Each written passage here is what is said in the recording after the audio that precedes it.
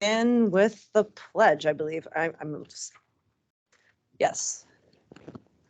I pledge allegiance to the flag of the United States of America and to the republic for which it stands, one nation, under God, indivisible, with liberty and justice for all. And Missoula County acknowledges that this event takes place on the Aboriginal territories of the Salish and Kalispel people. We have a couple public announcements, couple proclamations rather. So Commissioner Slotnick, would you like to read one? And then Strohmeyer will read the second. Thank you. So this proclamation I'm about to read is around Juneteenth. Whereas Missoula County acknowledges the lasting impacts of racism in the United States, fueled largely by the horrific institution of slavery. And whereas news of the end of slavery did not reach frontier areas of the United States, and in particular the southwestern states, for more than 2 years after President Lincoln's Emancipation Proclamation of January 1, 1863, and months after the conclusion of the Civil War. And whereas on June 19, 1865, Union soldiers led by Major General Gordon Granger arrived in Galveston, Texas, with the news that the Civil War had ended and that the enslaved were free. And whereas African Americans who had been enslaved in the Southwest celebrated June 19th, commonly known as Juneteenth Independence Day, as the anniversary of their emancipation. And whereas African Americans from the Southwest and across the country continue the tradition of Juneteenth Independence Day as inspiration and encouragement for future generations. And whereas for more than 150 years, Juneteenth Independence Day celebrations have been held to honor African American freedom while encouraging self-development, respect, and dignity for all people. And whereas the strength of character, faith, and resilience demonstrated by former enslaved Africans remains an example for all people of the United States, regardless of background, religion, or race. And whereas the character demonstrated by former enslaved Africans should inspire us in this country to give thanks for the freedom won by so many in all nations and to strive for the goals of bringing freedom and democracy to people of other countries, no matter what their race or religion. And whereas, although Juneteenth Independence Day is beginning to be recognized as a national and even global event, the history behind the celebration should not be forgotten. And whereas Montana proudly joins 47 states and the District of Columbia in observing Juneteenth as a state or ceremonial holiday. And whereas this Juneteenth, Missoula is honored to host the Quasquicentennial celebrating the 125th anniversary of the U.S. Army's 25th Infantry of Buffalo Soldiers, a 1,900-mile cross-country bike ride from Fort Missoula to St. Louis, Missouri, to test the combat effectiveness of military bicycles. Therefore, be it resolved, we, Missoula County and the City of Missoula, do hereby proclaim the 19th of June as Juneteenth Independence Day, to commemorate African American emancipation from slavery, to celebrate the freedom won by people in many countries, and to rededicate ourselves to the cause of liberty. Thank you.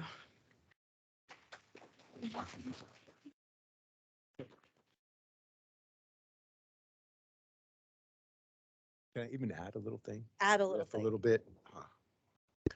I just want to say one of the things I think we forget to note or often should note on holidays like Juneteenth or other events where we recognized people who we recognize an expansion of civil liberties in the name of people who had been oppressed and continue to live through some oppression, that without their pushback, the perfection of those ideals outlined in our founding documents would not be as where they are now. It is the folks who were oppressed that did the work that brought us to this point that I feel like is so remarkable. Thanks. Well said. Thank you. Oh, And of course. there are Yes. somebody in there. Okay, we'll do that now or, okay.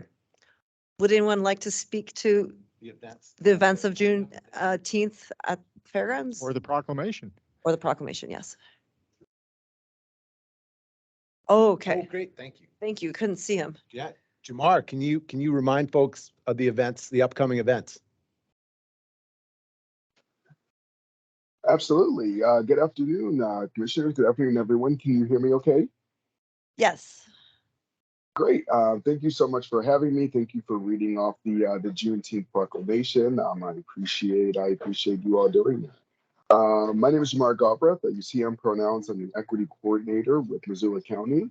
And as we have heard through the Juneteenth proclamation, this year Missoula is honored to host the quasi-quicentennial 125th anniversary of the Buffalo Soldiers historic ride from Fort Missoula to St. Louis, Missouri. There are a host of events going on the week of June 14th through the 19th, including an opening ceremony that kicks off at 10 a.m. on June 14th. I believe that's Tuesday, June 14th, at 10 o'clock in the morning. All of these events can be found on ironriders2022.org, in which Missoula again is one of the hosts of is the host of the communities to put on this national event. In addition, on June 19th, starting at 10 a.m., there are a number of events going on Juneteenth at the Historical Museum. Thank you all so much. I hope to see you. I hope to see you at some of the activities and events. And thank you everyone, and thank you Missoula County for recognizing this incredible proclamation.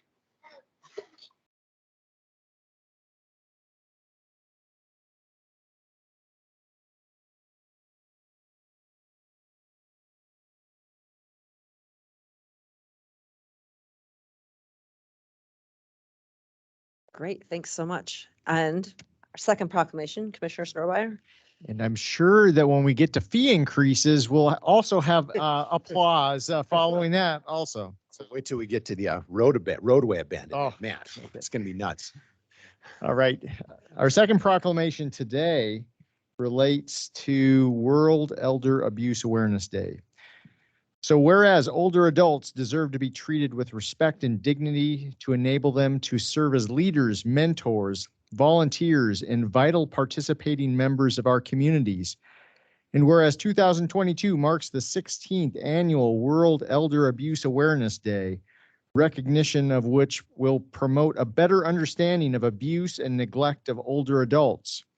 And whereas the National Center on Elder Abuse, Adult Protective Services of Montana, Missoula County, and Missoula Aging Services and the Western Montana Chapter for the Prevention of Elder Abuse recognize the importance of taking action to raise awareness, prevent, and address elder abuse. And whereas it is up to all of us to ensure proper social structures exist so people can retain community and societal connections, reducing the likelihood of abuse. And whereas preventing abuse of older adults through maintaining and improving social supports like senior centers, human services, and transportation will allow everyone to continue to live as independently as possible and contribute to. Now, therefore, we, the Missoula Board of County Commissioners, do hereby proclaim June 15th, 2022 as World Elder Abuse Awareness Day, and encourage all of our communities to recognize and celebrate older adults and their ongoing contributions to the success and vitality of our communities. I don't know, do we have anyone with Missoula Aging Services here with us today? Or online. We need We're to online. note that their recent victory in the mill levy was resounding. Yes. Resounding. It was a landslide, so very good. Thank you. Thank you. Is there any public comment on items not on the agenda? You want to say anything about Tony and Kushola? Yes, so for folks who did not know, this is a sad week for those of us in Missoula County. Salish tribal elder Tony Incashola passed away on Tuesday.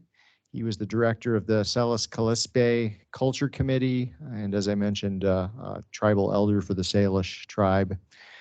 There will be a service for him tomorrow at the Longhouse in St. Ignatius at 10 a.m. that the public is invited to participate in. But Tony was a bright spirit, a positive spirit that he brought to every event, every encounter with folks and neighbors and friends that I've ever been involved with here in Tony in Western Montana. He had a close connection, not only with the people of this place, but the land, and had a deep history of the importance of place names and how places connect us to our history, our deep history in this place. Tony will be missed, but his spirit will certainly carry on. Unfortunately, he will not be able to join us in person for the dedication of Bear Tracks Bridge later this year, but he will certainly be there in spirit. Thank you. Okay, any further public comment? Our current claims list received as of May 25th, 2022 to June 1st, 2022 by our office totals $2,978,000, $2,978,000, $165.27. And we have 1, 2, 3, 4, 5 public hearings. And we're going to switch E, the last one, to A, the first one. So Andrew Hagemeyer.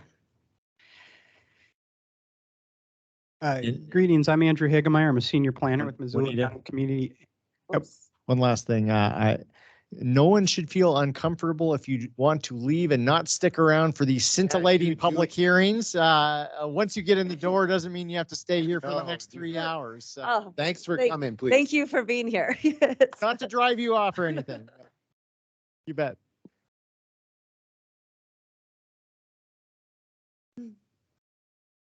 Called it, as usual. But this is a big deal. They would have appreciated this. Yeah. Nerds. So it's fine, thank you. So I'm Andrew Hagemeyer. I'm a senior planner with Missoula County Community and Planning Services. And joining Andrew, Jenny Dixon, Community and Planning Services. And with us online, we have Andrew Stickney. Andrew Stickney is our senior GIS specialist. If you can introduce yourself, Andrew, go ahead. I don't know what you're working from home today, and oh, he's there. He's on the top. He's got a nice circle on there, so he's got his picture. We know he's here. And not able to join us today is Lindsay Romanello, a planner 2 with Missoula County, as she is on vacation in a wonderful, warm place. So lucky for Lindsay.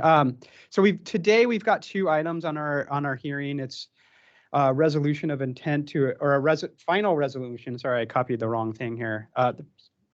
Oh, I haven't been sharing my screen. Thanks, Jenny. Great. So we've got 2 items. First is a final resolution on a growth policy. These are related to the county zoning update project. The first item is a resolution for the amendment to the growth policy. And the second item is that the adoption of the final resolution for the zoning code and zoning map. Okay, I am logging into Teams because I'm not using my computer. Yeah.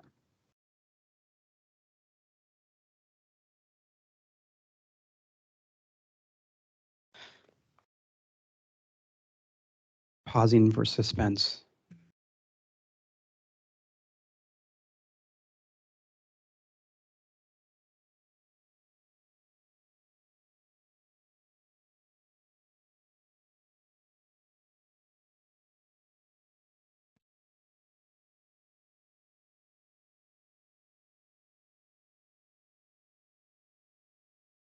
And then I'm going to have to find the meeting. Yeah.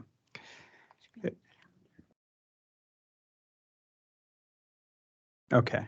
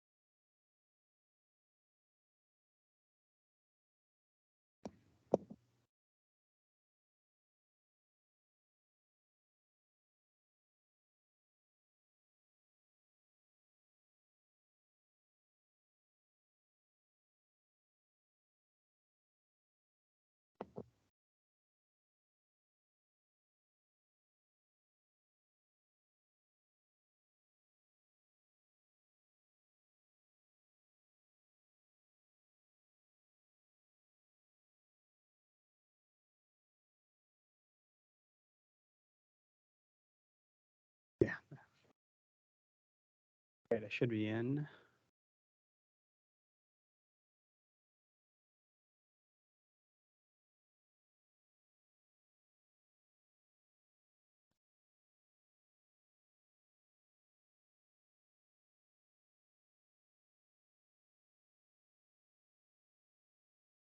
All right, thanks for bearing with me there. All right, so we have two items. The first item is the resolution, a final resolution. It says a resolution of intent, but it should say a final resolution to amend the Missoula area land use element, and the final resolution to adopt the Missoula County zoning regulations and zoning map. So I am going to talk very briefly about the outcomes, the really important outcomes of this project and the things that we are going to see change in our community by adopting this resolution today. In terms of the built environment, so zoning often affects both the built environment and the natural environment in our community. In terms of the built environment, by adopting... Andrew, sorry to keep interrupting you. Could you change it to presentation view, perhaps? Christine, I thank you for keeping an eye out for me. I don't... I'm not even sure how to do that.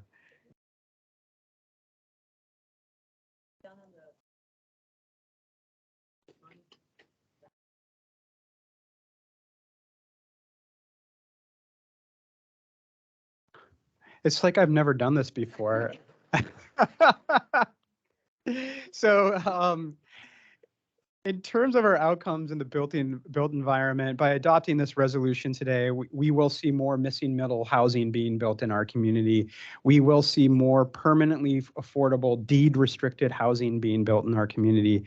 We will see more energy efficient buildings being constructed in our community. We will see a better walkable urban form in our community, and we will see reduced pressure on urban sprawl in our community by adopting this code. In terms of our natural environment, we'll have more acres dedicated in terms of zoning to agriculture. We have more farms and farmland with permanent protections. We'll have greater protections for our water quality. We'll have greater protections for wildlife and wildlife movement corridors, and we'll have more tools to leverage private funding for open space. So that's what will happen if we adopt this resolution today over time. First off, the growth policy amendment, very simply, this is in response to a change in the legislature. We had to make this change in order to be able to adopt the zoning code. It's a largely procedural change. What we had to do is include some specific language about density and population projections in the growth policy. It did not change anything contextually about our policy statements within that Missoula area land use element. And that is simply going to be the inclusion of a paragraph and a table into the Missoula area land use element. In terms of the zoning regulations, a much more hefty document, we're replacing the regulations are really originally adopted in 1976 with this new modern zoning code that's much more in line with our current values and much more in line with addressing the issues in our community and much more in line with best practices within the planning profession. It has 13 chapters within it and has all sorts of great administrative information, design standards, and environmental standards. We also, by changing our zoning and adopting a new zoning regulation, we are adopting a new zoning map, and we are expanding the area to be zoned to align with the Missoula area land use element. The number one thing we're doing here is we're implementing our policy statements in our Missoula area land use element with our regulatory practices. We're aligning our regulations with our values. So with that, if adopted today, we have proposed to the commissioners that the code become effective not today, but on July 1st, 2022. And that's to give us a little bit more time to put forms and applications together and a little bit more time for the people with projects in the works to be prepared for the changes. So there was a little bit of process that occurred from the public hearing on May 5th. Did I spell it process wrong? Okay. A little bit more process. Yeah, I mean, we had a ridiculous amount of process prior to May 5th, but since May 5th, when the commissioners adopted the resolution of intent, we published notification of that resolution of intent on May 9th and May 6th in the Missoulian, which started a 30-day public comment period. as required by state statute. That concluded yesterday on June 8th. We did receive some public comment. We did forward that. I forwarded an email to you earlier today that had that comment. It was just a handful of comment. Most of the comments that we received were actually questions just about administration of the code. So, but there were a couple of comments about content, but those comments had been addressed at some previous point in this process during the public hearing process. So substantially, there was no new comment that has not already been considered. So with that, we do recommend a couple motions, and I have them on the board. The first motion is for the growth policy. And the second motion will be for the zoning code and zoning map. So with that, I will leave these motions on the board and you'll direct me to move them around as appropriate. Jenny, do you have anything to add? Okay.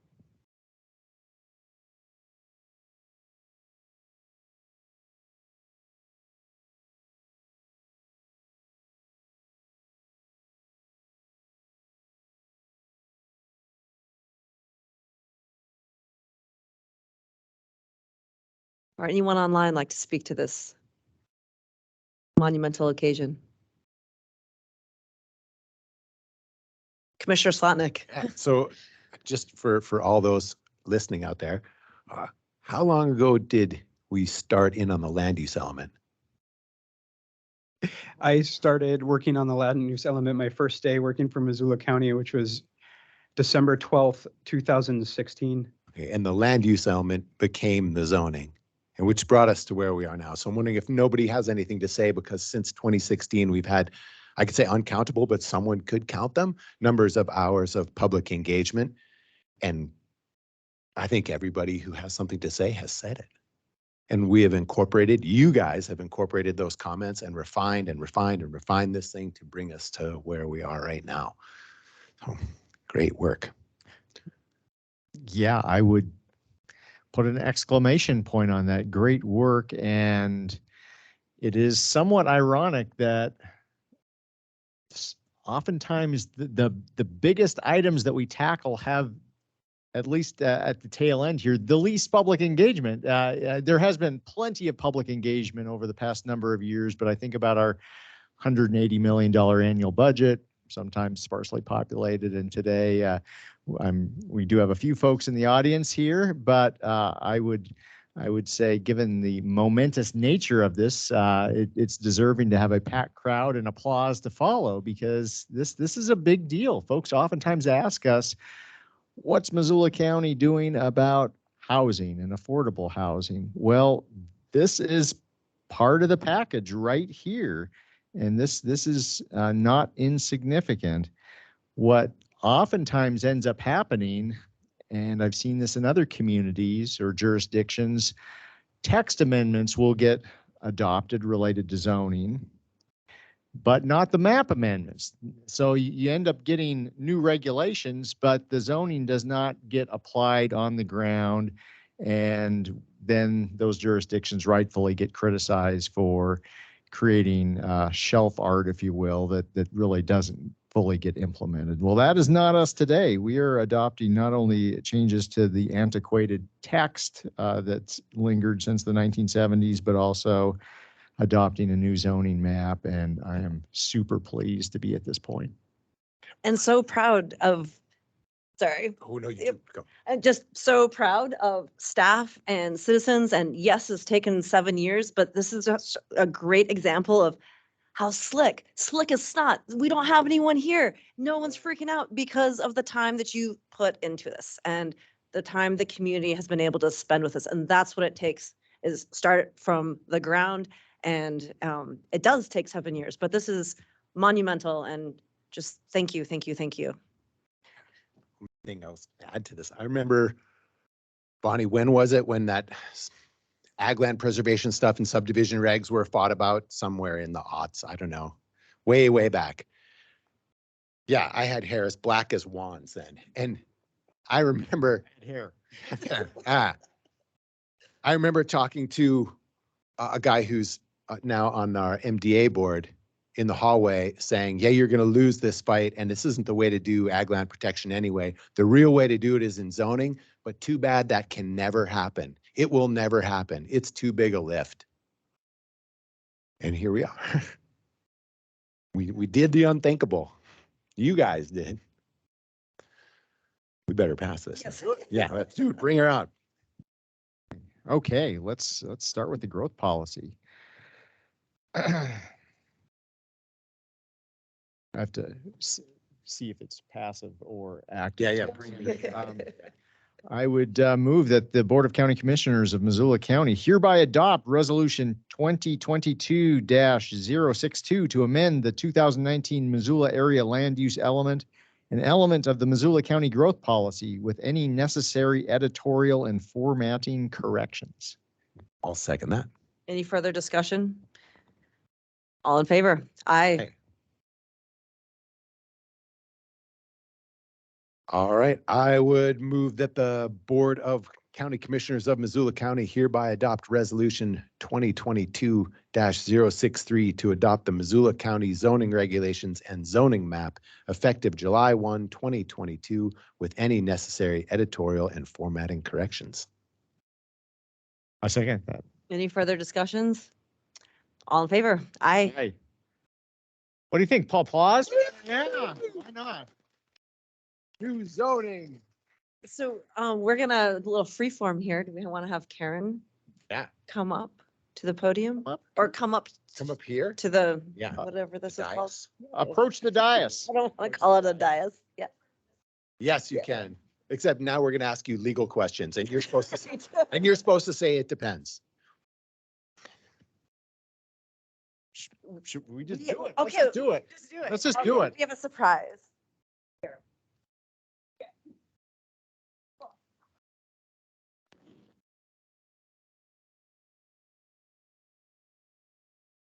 So Yeah. Go. You're on it.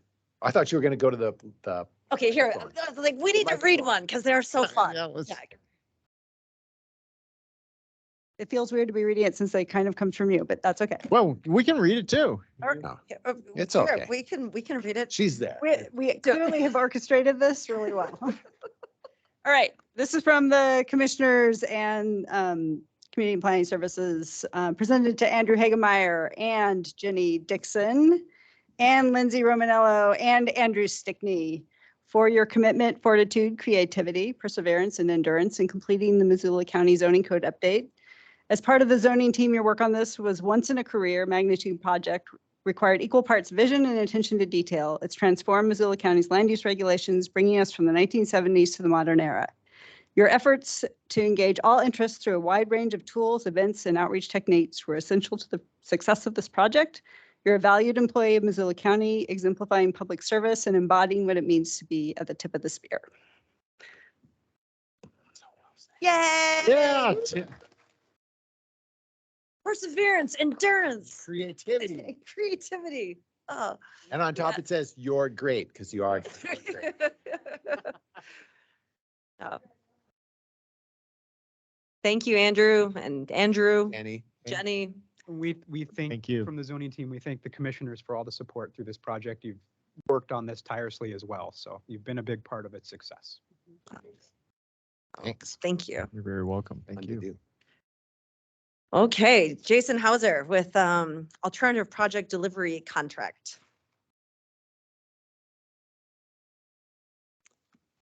Can you follow that? Definitely not. I'm going to apologize now because I hate talking in front of people. So I guess I'll start. I boned up by watching one of this exact thing Chris did, and he killed it, and I won't. So, this is, okay, I guess we're asking you to adopt the alternative project delivery for the Missoula City County Health Department, the new HVAC system in it. We're proposing to, oh, Chris, God, you should be up here. We're asking to, God, I'm so nervous. Go ahead. Yes. I would love some help.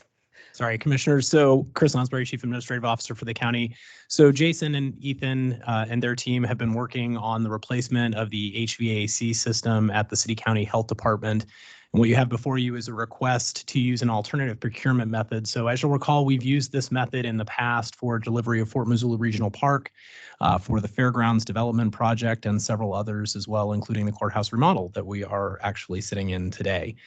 So this process allows us to engage on the front end expertise to help drive down the cost when we actually go out to procure and then install fixtures, or in this case, a heating, ventilation, and air conditioning system, which I did not know we could use an alternative procurement process for, Great. but luckily Jason Yeah. and Ethan know these things. Nice job. Yeah, I was going to say, and so they've put together that that alternative procurement process resolution for you, requesting to use that modification to help again drive down the cost of a project that is complex.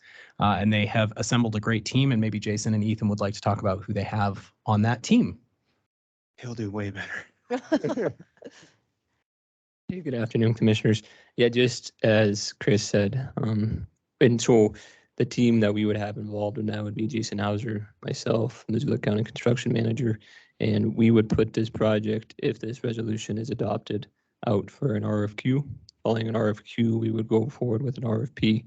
Those abbreviations would be request for qualification and then a request for proposal. The reason we desire to seek a design build is we find that design build method will fit this project very uniquely, as there are components within this project that will require both a general contractor mindset, an engineer mindset, and an architect mindset. But to design build will fully package, rather than having to contract a general contractor, construction manager separately, contract an architect separately. We could have it all in-house, and this will drive this project in a more efficient manner, and we will also not have to phase the project, which would continue to cause disturbances to the health department, which is something we would look to avoid. So through that duality, we find this to be a very good fit to move forward with this method with your approval. Great, thanks. What do you guys think the timeline is? For timeline, some of that will be determined by the RFQ and RFP process, as you can imagine, Mr. Slotnick. Our anticipation would be moving forward, if this resolution is adopted, with an RFQ immediately. That can typically be about a 1-month process. From there, we would go into an RFP, about another 1-month process. We would hope to have a design build contractor on board by sometime this fall, work through the design over the winter, and look to move forward with construction of spring of 2023. Great.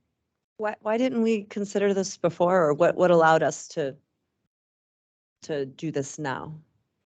So Commissioners, this project is being funded because it specifically relates to public health through the American Rescue Plan Act. So we are using ARPA funds to help fund this project. This particular methodology is used elsewhere. We have only used it previously as Missoula County on larger scale projects and not in this unique circumstance around HVAC. And then for all the reasons that Ethan and Jason have pointed out, this unique methodology really fits for that, especially when we consider the complexity of having to have the health department open and serving the public, as well as the continuing pandemic while this process goes on. Thank you. Fine, Okay, I would move that we approve the resolution relating to the use of an alternative project delivery contract for the Missoula City County Health Department building HVAC replacement. I'll second that. Any further discussion? All in favor? Aye. Okay. Thank you so much. Thanks you. for your, when Thank you you for said your time. expertise on the front end, I think that's Hauser. I No, we really appreciate that you guys are where you are, who you are in the jobs you have. Thank you. Really enjoy this public speaking, so I appreciate it. Well, we can make it a weekly occurrence if you Even like. blanker than that. It's gone. Thanks, guys. Thanks a ton. Appreciate it. Thanks, Ethan. Commissioners, I think we did actually skip an item, the road abandonment petition. Well, we'll do that next. My goodness, I'm so sorry. We'll do it next. Okay. Yes. This was my favorite road investigation, if it's the one we did. Commissioner Steve Knighty from the Missoula County Surveyor's Office. We are somewhat breaking ground here in that for 150 years, the road petition process required road viewers to go on site and view the road. The reason for that was 150 years ago, we didn't have computers and the ability to investigate road issues remotely. Today, we have those abilities, and in some instances, not all, the investigation, which is the words used in the statutory language, not viewing, investigation, can be done actually in better than on site. Josh and I were the appointed investigators on this issue, and we met in my office, and Josh's first question to me was, do we have anyone that has expressed an interest to attend the viewing? I had not received any information in that regard, and we decided it was unnecessary to drive to Sealy, that we could do a proper investigation using the technology at our disposal. So we did so. We reviewed the petition. We viewed the land from aerial photography. I had consulted the Sealy Lake Regional Plan prior, and I had also brought up a petition to abandon a slightly different portion of this same road, Cottonwood Lane, and that petition to abandon had been denied for essentially the same reasons that we are going to put forth today. So if you would like, should I read the report into the record? Okay. So this is the road investigation report for a portion of Cottonwood Lane in Sealy Lake, Montana, in the east one half of Section 3, Township 16 North, Range 15 West, Principal Meridian, Montana. The date of investigation was June 1, 2022. Present was Josh Slotnick and myself, Steve Nide. At approximately 3 p.m., the investigators listed above reviewed the petition and made an investigation of the area using the aerial imagery and cadastral information available within the Missoula County Property Information System. We recognize the right-of-way is currently of little or no use as a road due to wood waste and fill material placed within by pyramid lumber. We also recognize the right-of-way may be necessary in the future for road or public utility use, and at that time, the right-of-way would have to be cleared. In 2011, a petition to abandon a portion of Cottonwood Lane to the west of what is being heard today was denied, allowing the right-of-way to remain open for future public transportation and utility use. The Sealy Lake Regional Plan envisions Pine Drive becoming a main street off Highway 83. Cottonwood Lane would be an important cross-street connection. The undersigned road investigators recommend against abandoning that portion of the road right-of-way described in the petition. That's the end of the report. Any questions? Yep, go ahead, Dave. Yeah, could you describe the rationale for the petitioners to want it abandoned? The petitioners, from my memory, did not have a representative here when the petition was presented to you. I have not had any interaction with them whatsoever, which is pretty unusual. Usually I'm consulted at somewhere along the process. I will say that the petition was done very well professionally. No qualms about that. But no, I'm only assuming that based on its current condition, which is unusable as a road, the adjacent landowners would like to make use of that. And can you describe or explain like the sinkhole aspect of it? It's described in the petition as a sinkhole and also as a Class 3 mine repository. I looked that up too, what constitutes a Class 3 landfill. And it's basically just means a facility licensed by the state of Montana to accept Group 3 wastes only. Well, Group 3 wastes are wood wastes, so non-hazardous type of stuff. So at some point in the past, either someone either dug a hole or there was a naturally occurring depression. Pyramid bought the adjacent land to this road right of way and started bringing in fill and wood waste. Currently, it's pretty level. I did go to the site a few weeks earlier and look at it, and it's overgrown with vegetation and more or less flat with the rest of the terrain. I think sinkhole isn't the right description. So That was the word that was used. and so I didn't know Yeah, what- So I questioned we're that gonna- too. Yeah, so sinkhole, the ground is not firm. It's given away. Right, Cars, houses, trees on the surface of the soil would fall into the earth. right. This is not so much a sinkhole as a either naturally occurring depression or somebody dug it out with tools and then filled it up with wood waste. Okay, and It that- is not actively sinking. There's vegetation growing there. It is not a it's not sinkhole a like we see in- geological sinkhole. No, it's a depression that got filled with stuff. And I see we have Carrie, and Carrie, we don't know your last name online with a hand raised.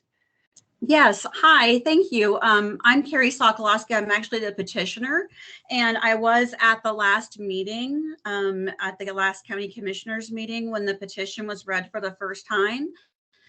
After that, I actually walked out and I spoke with the clerk who read the petition, and we did request to be notified when they were going to do the site visit. I actually did send this petition in, or the information in, approximately 2 years ago to the planner's office when we initially began looking at the project.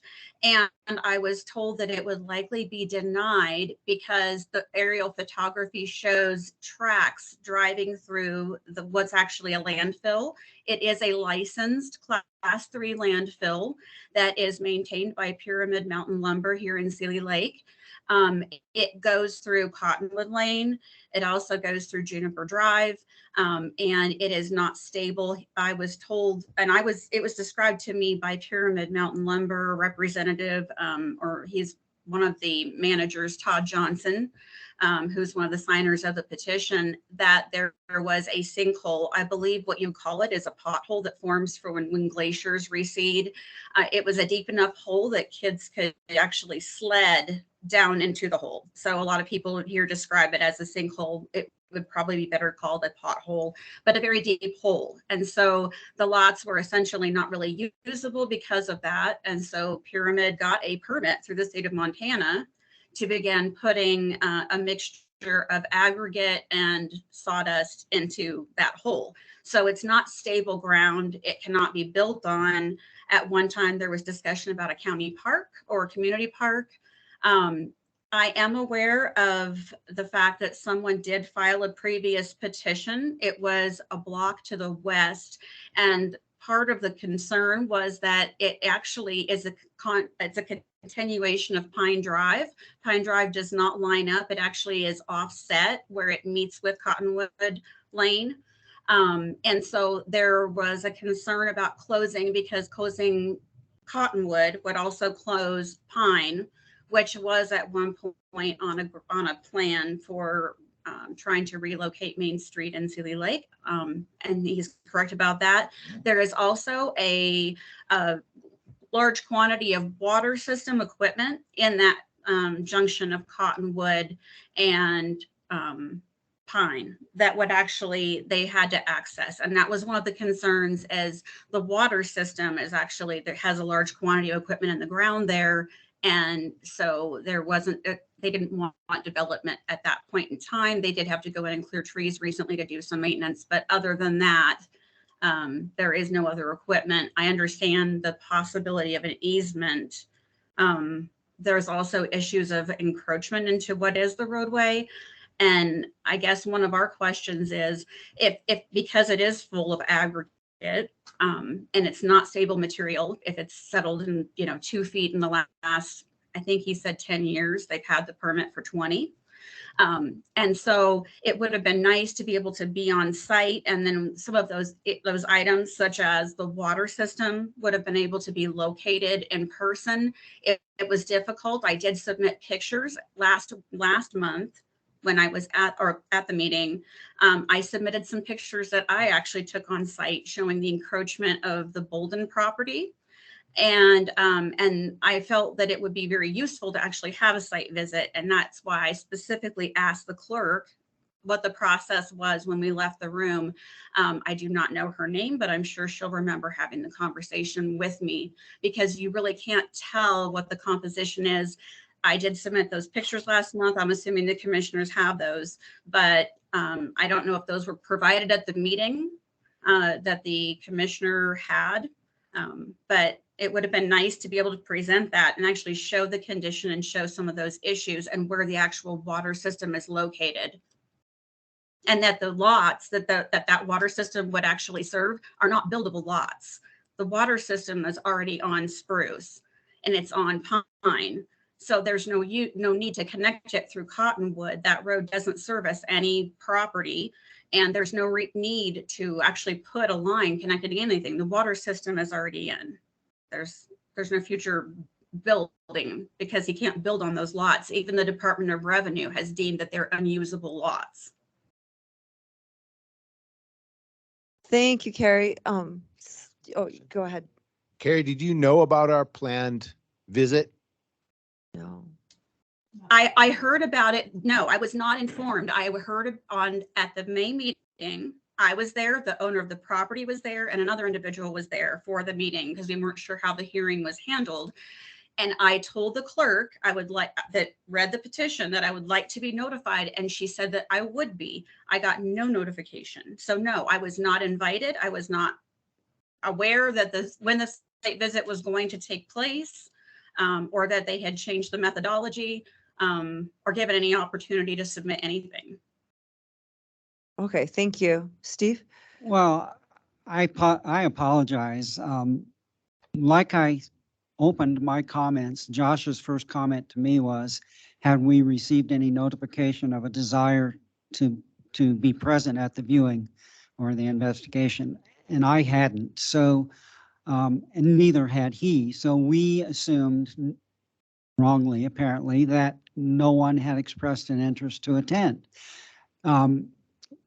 Josh also mentioned at that time that he and I met that should someone come forward and express an interest, that we would simply reschedule a site visit, and certainly can do so. Great. Oh, Chris, do you? So Carrie, would you like to do that?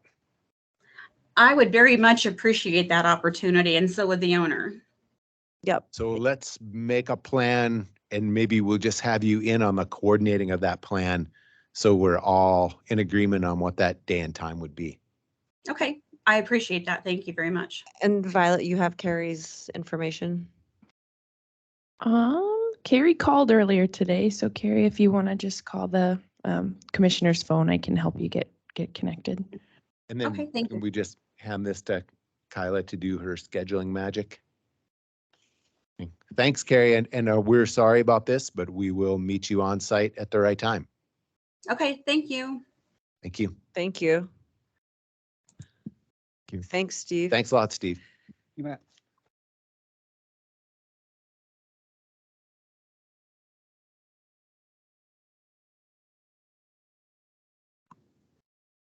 And I Okay, guess I should apologize too to Carrie, because I do remember that conversation.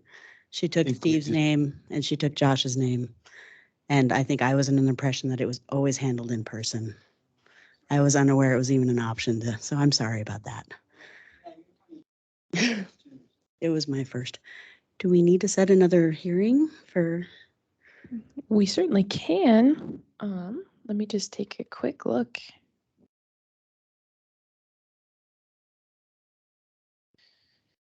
We can do the scheduling if we want to set up a public meeting for the subsequent hearing, and then put it in between those. Just 1 second, sorry.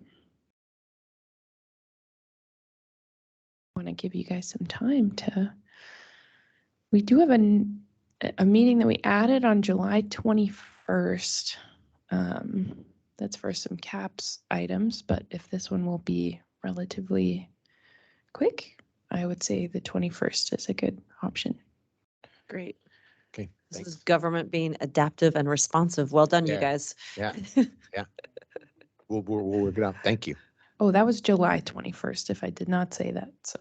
July 21st. Got it. 2022. No worries. We'll make it work. Thank you. Okay, Health Department interlocal agreement, Deshane Barnett. So good afternoon, Commissioners. No, this is going to be a tag team. This is a group effort. So I'm going to do a quick introduction and then Deshane will answer any questions. We also have Chief Deputy County Attorney Anna Conley on the line, who is instrumental in this process, as well as Dale Bickle, who's the Chief Administrative Officer from the city, should you have any questions on the city side of this. So just as a quick primer before we have Deshane start here, you'll recall in the 2021 legislative session, there were significant changes made to the rules around city county health departments and health departments in general through House Bill 121. And so Missoula County has worked in partnership with the county attorney's office, city's attorney's office, the Board of Health, and the chief administrative officers, as well as elected officials, to come up with a new draft interlocal, which we're asking you to approve today to become the final. It's primarily encompasses the changes related to House Bill 121, which requires that for emergency orders passed by either the health board or the health officer and health board policy, that a governing body made up of elected officials adopt that code or have the authority to rescind emergency orders, not specific place orders. So for example, if there were a restaurant out of compliance, that would not be something that would be subject to review by the governing boards, but if it is a countywide or citywide order, it potentially would be. So with that, I will let Deshane speak a little bit about some of the changes, and then Anna, Dale, and myself are here to answer any questions that you might have. Yeah, then I think I'll just pick up briefly, and there's nobody standing right in front of me. So just by saying that the way we structure this, counties across the state had to do this. Every county had to figure out how the governing body was going to look for that area. And so counties took different approaches. And so the approach that we took that's outlined in our interlocal is that the commissioners and the city council will be the governing bodies. And the idea is that the Board of Health will still put forward health code recommendations, and then those will hopefully likely be adopted by both the city and the county through their regular processes. Then we come into this issue of, if there's something that either the county is not on board with or the city is not on board with, then what we try to do is first do a joint meeting, come to an agreement and understanding. And if that can't happen and there's, just real adamant disagreement, then the two governing bodies then make whatever rule or don't make the rule for the jurisdiction that's under their authority. So if the city says no, then the rule would not apply in the city. And if the county commissioner said yes, it would apply in the county outside the city. And then vice versa. If the city said yes, it would apply in the city, and the county commissioner said no, then it would not apply outside the city in the county. So that's the process that's laid out. Obviously, from the health department side, we want to see that happen as little as possible. We don't want to have two sets of rules. And then we have to train our staff. We have to educate the public on why is the rule different here versus here. We want to avoid that, but we believe that this process we were put in the situation where we had to come up with a process, and we believe that this is a good process. So I'll leave it at that. Thanks, Deshane. So a few things to add to what Deshane said. I think we are really fortunate in Missoula County. We have an incredibly good working relationship with your counterparts at the city, as well as my counterpart at the city. So we're really fortunate. This process built on that collaborative model, and I see that continuing to go forward. As you know, we worked closely, both governments worked very closely during the COVID pandemic to make sure that we were addressing needs as quickly as we could, not only on the health department front, which obviously had the heaviest lift around the pandemic, but on the support that went behind that, as well as the funding and other items to go into effect. And so that's outlaid in this. The interlocal also addresses the funding of the health department. As you know, the county levies a county-only mill on county residents for the health department, where the city levies a general mill, and that this continues that process. So the health department continues to be funded 60% by the city, 40% by the county. And then it has a process in that for us to be able to true that percentage up as the city and county continue to grow, so that we can always make sure that we have that balance.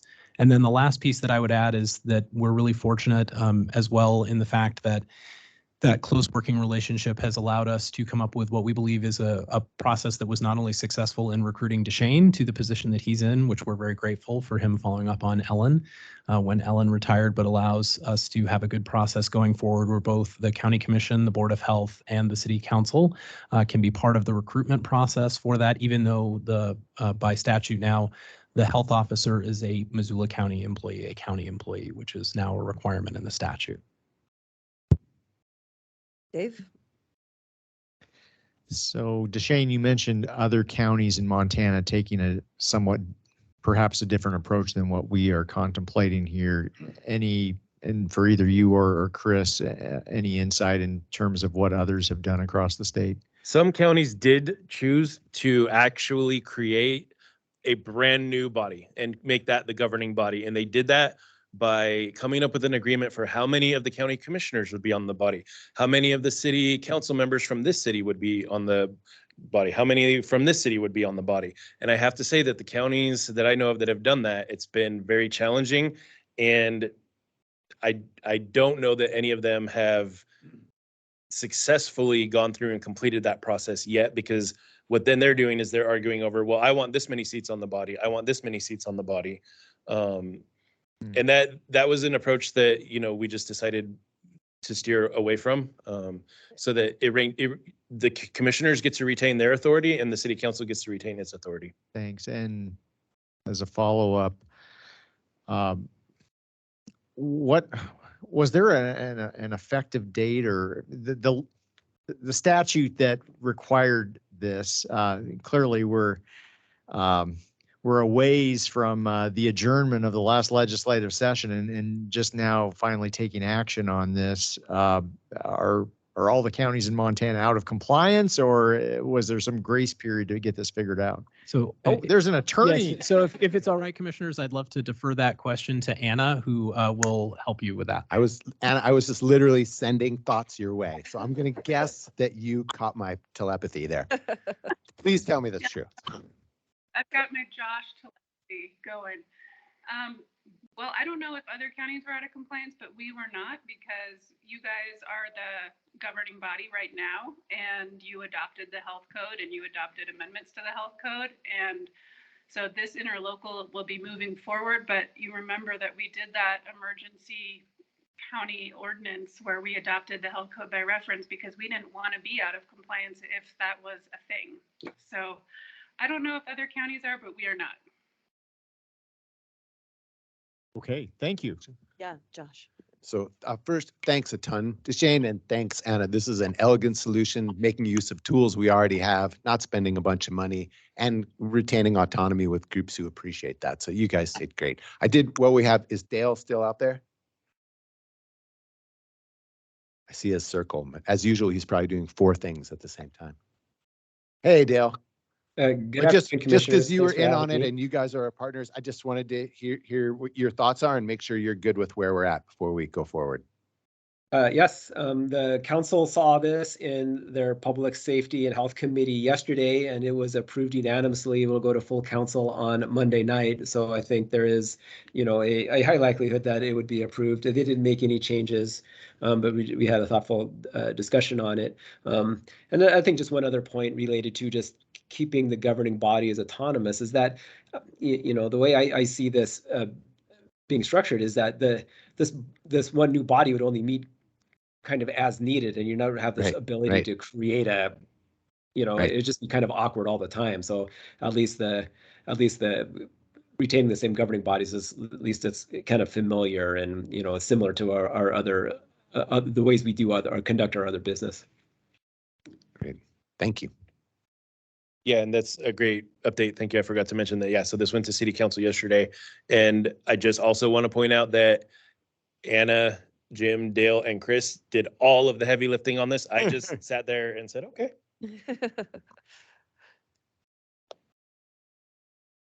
Yeah, other than I think maybe an 80-20 split between the city and the county might be more appropriate. Thanks for all your hard work on this. Anna, did you have something? Yeah, I tried for that 80/20. They just wouldn't take it. Come on, Dale. You know, as counsel for the health board, I just want to emphasize that, in my opinion, this doesn't change a ton as far as process goes. You know, the health board they are all appointed because they're subject matter experts, and they will hear staff recommendations, and staff are experts, and it will come to the elected bodies really as a recommendation. And so it adds something, but it doesn't supplant the role of the health board in my mind with electeds. It simply adds a step in it. And I also just wanted to emphasize what Chris said, that with emergency ordinances, one of the questions from the committee yesterday was, what if we need something in place in an emergency like COVID? Emergency health board rules or emergency health officer orders that are countywide actually are in place as soon as the health board or the health officer does that. And they are only overridden if the governing body wants to change it. So there's this presumption with emergency health rules that they are in place unless you guys change it. Whereas non-emergency changes to the health code do require your blessing before they are changed. So I wanted to emphasize that, and then also emphasize that the health board and the health officer, they have a robust process in place when there is an individual violation of the health code. That will continue unchanged, as well as when people want variances from the health code, that will be a health board decision and that will be unchanged. So really the big change is just that when there is an amendment to the health code, electeds have to be part of it, and they have the ability to change emergency health officer and health board rules. Thank you. Thanks a lot. Do either of you have a motion? I'm happy to move that we adopt the Missoula County and Missoula City Health Department interlocal agreement. Second. Any further discussion?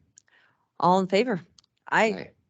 Thank you. Thanks for everybody's good Yeah. work. Thanks, Anna. This is one of your last big accomplishments here with Missoula County. So, I know, better result than another result I received this week. oh, okay. Oh, Well, hold that thought. What a tease. Okay. Dave Larkin, proposed fee increases in building permitting.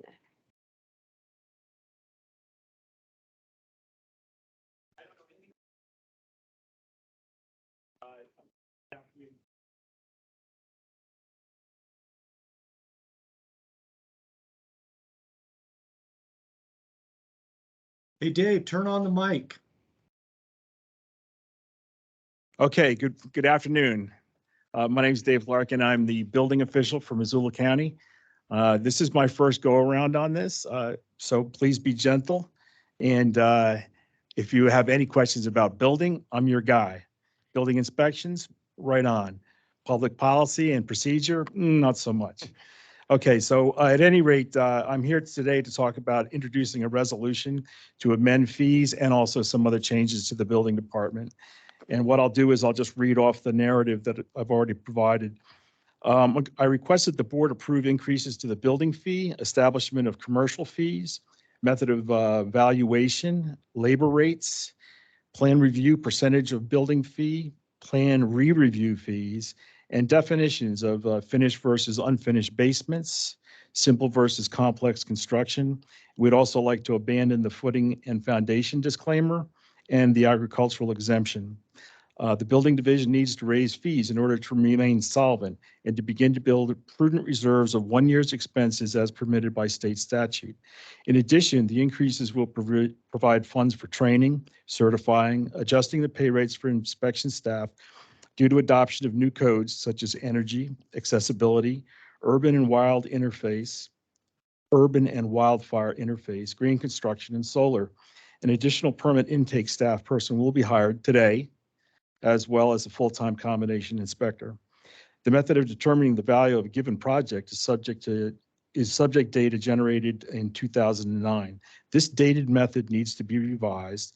The International Code Council has monthly published costs of construction. This department recommends adoption of this free information from the Code Council, paid for by inspector certifications, and using the data to update fees for a variety of different construction types, such as residential, assembly, mercantile, storage, etc. Further, we propose simple versus complex valuation to better apply real value to complex projects versus simple shelter and hold the line for the resident seeking a simple basic home. Trade minimum fees for commercial work will be established, as this work typically is rated higher due to the complexity and risk. The current plan review fee is based on 25% of the building fee. The new fee of 35% will bring our percentage into line with the state. Plan reviews that require re-review due to inaccurate or inadequate submittal will be subject to a $35 administration fee and a $75 per hour fee for the plan reviewer. Any special inspections or consultation labor will be charged at $75. Currently, we're at $50. Due to abuse, abandonment of the agricultural exemption and the footing and foundation disclaimer is recommended. The agricultural exemption's original intent of reducing permit costs to farmers has become problematic. The exemption is abused by changing the exempted use to commercial uses not intended by the original ordinance, and also sidestepping the code-required engineering for such structures. The footing and foundation disclaimer is unnecessary, implies consent by the county, and has become standing operating procedure for builders. Its original intent was to assist builders to get a foundation into the ground before the cold hit. A footing and foundation permit can still be issued at the building official's discretion as per the building code on an individual basis. The footing and foundation disclaimer is at the owner's risk. However, implied consent on the part of the county is considered unwise by me, the building official. And that is my introduction. I have a quick question on the footing and foundation permit. Explain again, like when someone is using it or how it was unnecessary or dangerous or. Normally, a building is permitted. The entire building is permitted, the foundation right up to the roof. But in the interest of the long winters we have here and how things can change rapidly, the footing and foundation waiver was designed by the county and the county attorney at the time to allow a homeowner, and it is the homeowner who takes the responsibility for this. It allows the homeowner to sign a document that says that they're going to build the foundation. We're going to come in and give it actually two inspections free of charge, but where that foundation goes and how it's designed and whether or not there's a problem with it is completely on the back of the homeowner. We're just going out and taking a quick look at it and see if it falls within the parameters of the code, typically a minimum investigation as far as the inspections go. And it's just unnecessary. If as the building official, there's a way for me in the building code to issue a footing and foundation permit, and that permit then would be, the documents would be examined up to the point of whether or not we're satisfied with the design of the foundation. And at that point, I can issue a real footing and foundation permit for a typical fee, probably about 20% of the building fee. And that would then give them the opportunity to put the foundation into the ground. What's happened now is, it's June. I did 3 footing and foundation disclaimers so far this week, and it's not what the original intent was. It places a lot of burden on the part of the homeowner, because the builders are just grabbing a set of plans and so forth and contract documents and putting the footing and foundation claimer in front of them and saying, sign this and we'll get you started. Well, it puts all the onus on the homeowner, who typically has no idea what a foundation is supposed to be all about. Not a good idea. Okay, thank you for that clarification. Or sorry, does John Hart? Oh, I was going to do a question, but we'll go with John. Yeah, let me just add to what Dave said. This is John Hart from the County Attorney's Office. From my standpoint, the chief problem with the footing and foundation disclaimer is that it allows a substantial aspect of construction to occur before there's any other review for floodplain, for land use or zoning compliance, for subdivision conditions, and other, it doesn't have an opportunity to undergo that thorough review, such that when Dave is saying it really, the homeowner is taking on a lot of risks there. Risk. This is all spelled out in the disclaimer that you're going to have to get these permits later. And if it's found that you don't have, you're out of compliance for what you've been allowed to do, you're going to have to rip out this footing and foundation. And it's just not a good, in my mind, it's not good public policy. It's potentially misleading the public. And it has created some very real problems in the not too distant past. I'll tell you one story and then I'll stop. There was a building for lease or rent proposal that came before this commission.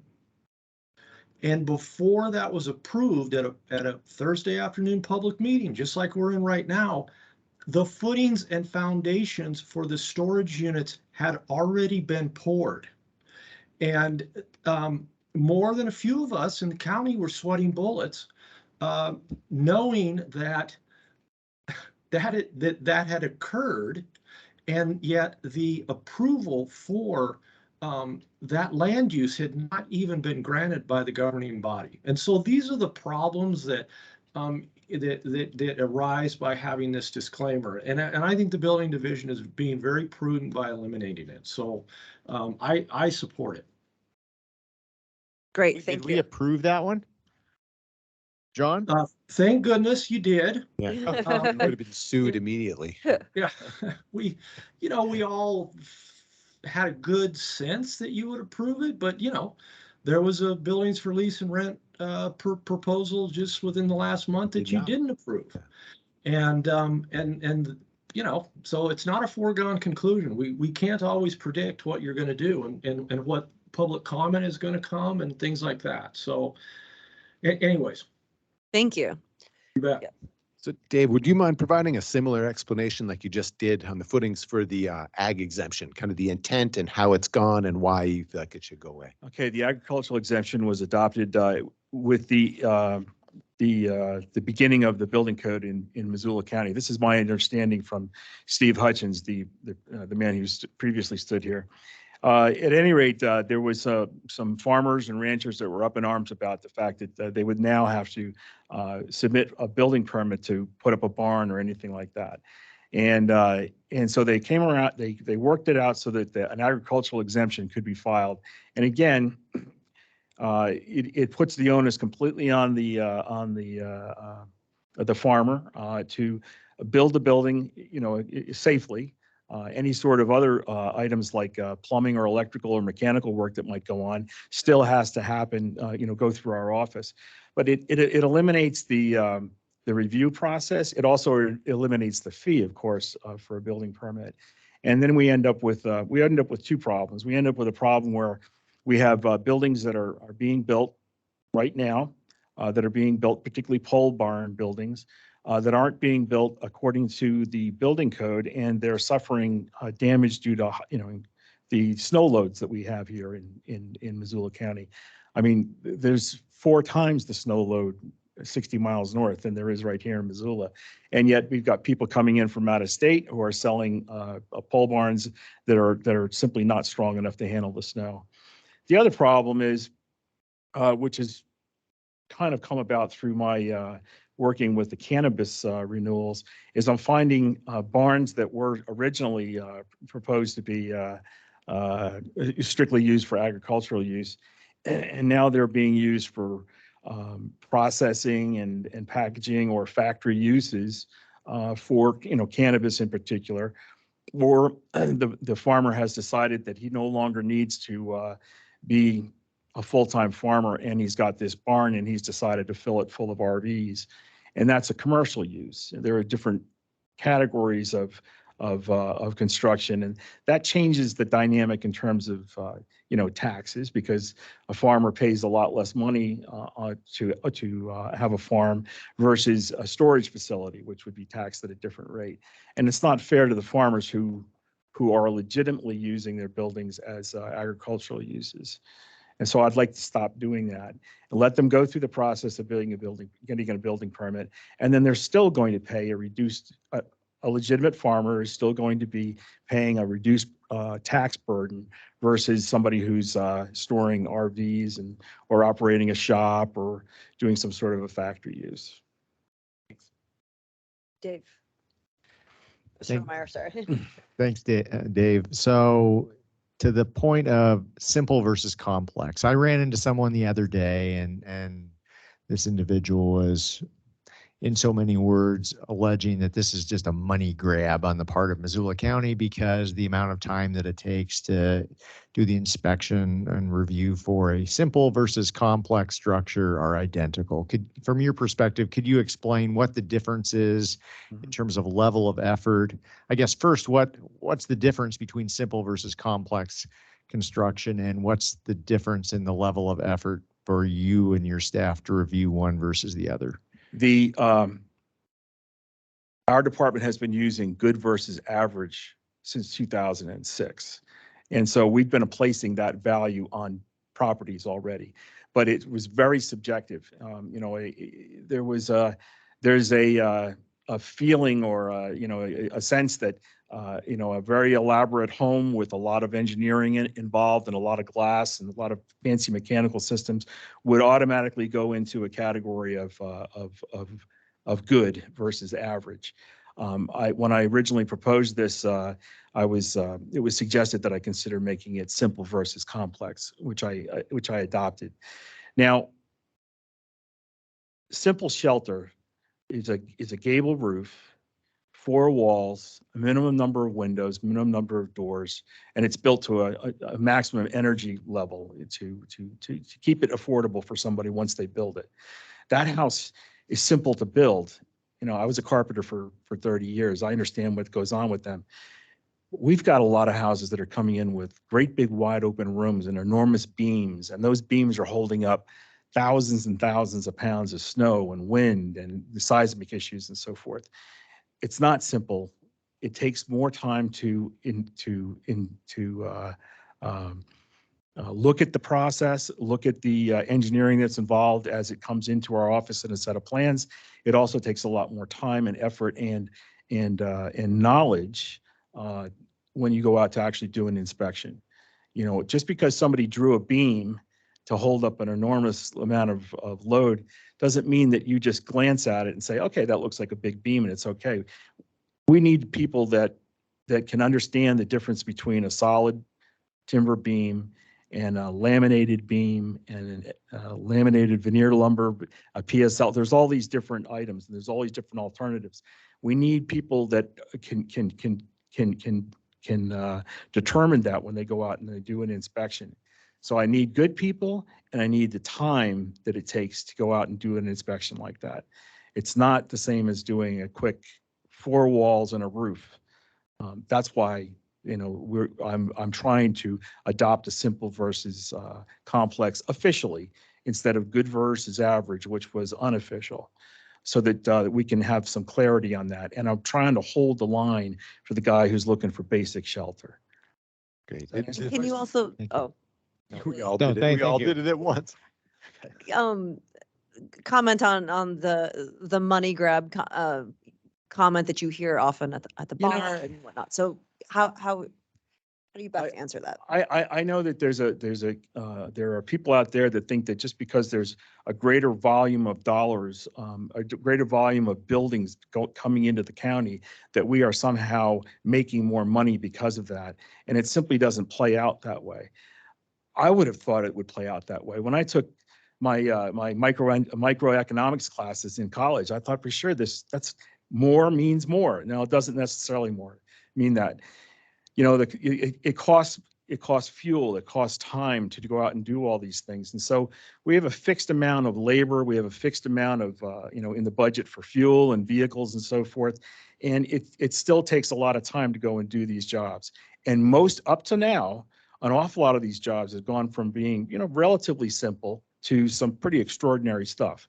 I mean, the building that's going on here is phenomenal. It's just tremendous, and I love it. It's just exciting to me to see all this great stuff, but it takes more time, and it also takes people who, we've adopted the energy code, and there's only 2 of us that are certified in it. There's 4 inspectors in the department, and that's a little bit of a problem. And then we also have adopted, or we're going to be soon adopting, the urban and wildfire interface. I understand. There's all these things that play into it that just slow the inspections down. And if they slow the inspections down, that means that I've got to have more people to do those inspections, and they have to have more qualifications than other agencies. Does that make any sense? Yeah, thank you. So generally speaking, Dave, are you seeing the simpler houses be smaller than the complex houses? Yeah, absolutely. Yeah. So then when I hear that, like, this is a small but meaningful incentive for people to build small and not complex houses. And those are the kinds of houses, I'm going to guess, that people earning Missoula wages are going to be more likely to be able to afford than the really complex, beautiful pieces of Still have a artisanal work. beautiful piece that is small and simple. My son lives in a 600 square foot shed roof style house that's actually really well designed and super energy tight, and it's a nice place to live. So I'm glad that we can do some small thing to encourage the construction of smaller, well-designed houses that could tilt a bit more towards affordability than the bigger and more complex. Absolutely. In 2018, the International Residential Code adopted the small house, the tiny house, which is actually a 400 square foot house. You can do an awful lot in 400 square feet. And that's one of the ways we're going to help people get around this, the high cost of construction. Thanks. Yeah, and I guess just a little bit of commentary. My hunch is that looking at the proposed fee increases, these are not the reason why we are in the housing and housing affordability crisis that we are in. And I guess I'll just leave it at that. The average cost nationwide of a building permit to build a house is 1.7%. That doesn't really make much of a difference when it comes to buying a house that's $1 million. The price of land. When I first started looking for a place to buy here in Missoula a couple of years ago, it was affordable. It's not so much anymore, and there's nothing that this department can do to affect that. That's the cost of the land. And of course, the cost of lumber skyrocketed because of the pandemic, but it's starting to come down now. It's down about 8% right now over, the beginning of the year. It has gone down. Yeah. That's great. 8%? 8%. Lumber. It's gone Just down lumber. 8%. Yeah. Okay. That's So I think it's important to also mention that, one of the fundamental reasons that I'm here is because, we have a statute that says that we can keep a year's worth of expenses in the bank. And as a builder, I lived through 2008. And I'm going to tell you, one day I was flush, and the next day I was flushed. Okay, that was it. It was over, and it was a very tough time. And we've been tapping into that fund for the last several years, and it's time to get it back up to speed. I'm not talking about turning us into a profit-making operation or anything like that. But I do want to get it back to the point where, we have a reasonable fund and we're no longer hitting it in order to pay our bills. Yeah, I wanted to add before we move this along. Yeah, I can't remember if you said this or not, but it's so important. I feel like we need to say it, even if we're repeating it, that the building division doesn't exist on tax revenue. These guys pay for the services they provide with the fees they collect. There's no tax revenue involved, and the cost of everything has gone up. These houses are more complex to look at. Their costs have gone up. And if we are to keep up with the demand and do a good job, we need to raise our fees. Yeah. Dave, could you just highlight for us public engagement that's gone on to get us to this point in terms of prepping folks for what is coming and being proposed? And then also secondarily, when would the effective date be for these fees to kick in? Okay, well, I was on Wake Up Montana this morning. Excellent. Okay. In addition to that, I've been out to 6 public meetings, different councils. I gave the same dog and pony show to every single council. Most of the feedback was about the speed with which permits get processed. And after I heard that several times, Karen Hughes, who was here earlier, and I and all the other department heads have formed a team, and that team is tackling the issue of speediness, and we've come up with some great ideas. We meet on a weekly basis. I can see some progress already. One of the concrete things I've done is, even though we have Missoula County.build, which is a great website, I've also initiated a extremely thorough, exhaustive checklists for people who are applying for a building permit. And I'm hoping that the other departments are going to fall into line on that as well. And essentially they are. It's kind of redundant because the information is already in Missoula County.build, but with something tangible. The other thing that I'm going to be doing is I'm going to do a video on how to apply for a building permit, literally. Having the screen in front of you with the program we use, Odyssey, so that you can get through the stumbling blocks. And more importantly, the things that we need. I just was, as I said, I was on Wake Up Montana this morning, and I mentioned that, if, for example, you did not provide your survey, or your survey was, illegible or something like that, we'd know about it, you'd know about it immediately, and you can then turn around and take care of that problem immediately. An awful lot of stuff that we get, a lot of projects that we get are, 80, 90% complete. And it's a lack of knowledge on the part of the applicant that they don't know that there's something missing. And then they've got to sit and wait for us to say, oh, by the way, you're missing something important. We can't move any further. And so the checklist, the video, public outreach of all sorts. That's what we're trying to do, is to educate people about what is necessary for us. And that's not just the homeowner. I mean, we've got builders that keep making the same mistake again and again and again. And, hopefully we'll get through to them as well. Most of them are wonderful, but some are a little slow to catch up. And the effective date of the new fees? Well, the new fees, I would like to see September 1st. Okay. Yeah. I believe I have to introduce the resolution today, and then there's a comment period. I'm not familiar with the process. Oh, so we're not taking action today. Oh, I don't know. Says request board approves. You're taking action. Although there is a John, there is an There's a John attorney on Hart. the line. John's. Wake up, John. Yeah, no, I'm wide awake. It wasn't clear to me what the commission was going to be asked to do.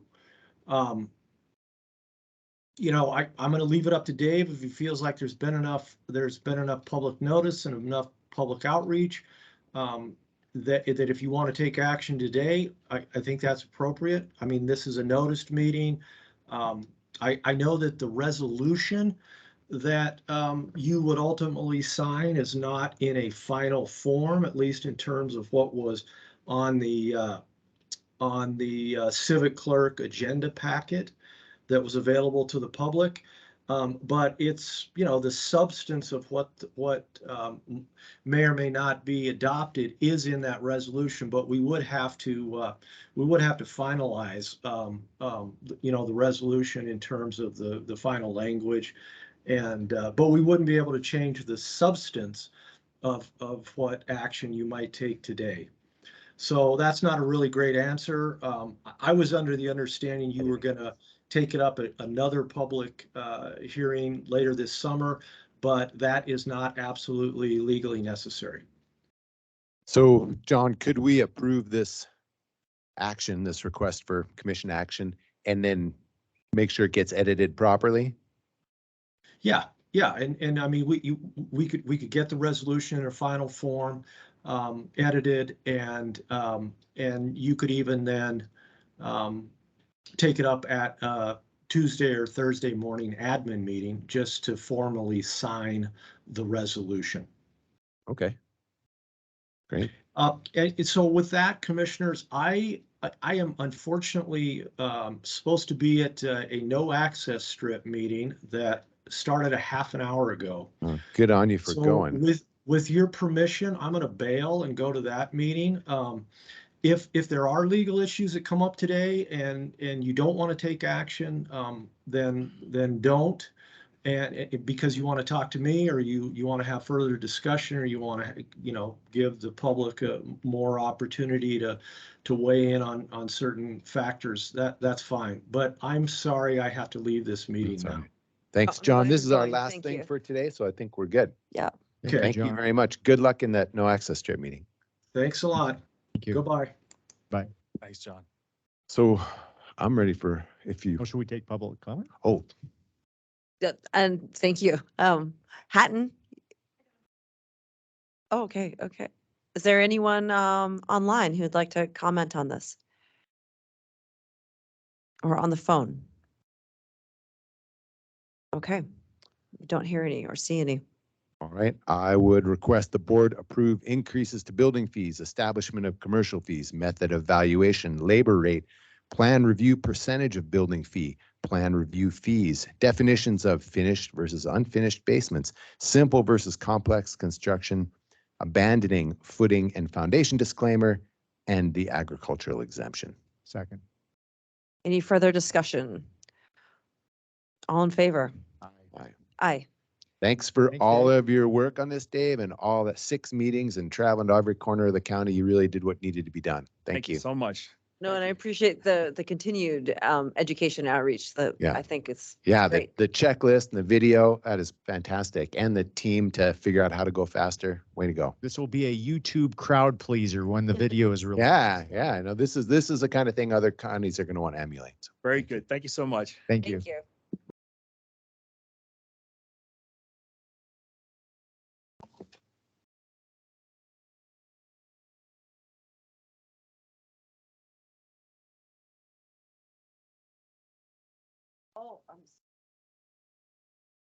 Oh, we're adjourned. Have a great, let's just double check. Other business? Nope. Have a great afternoon, everyone.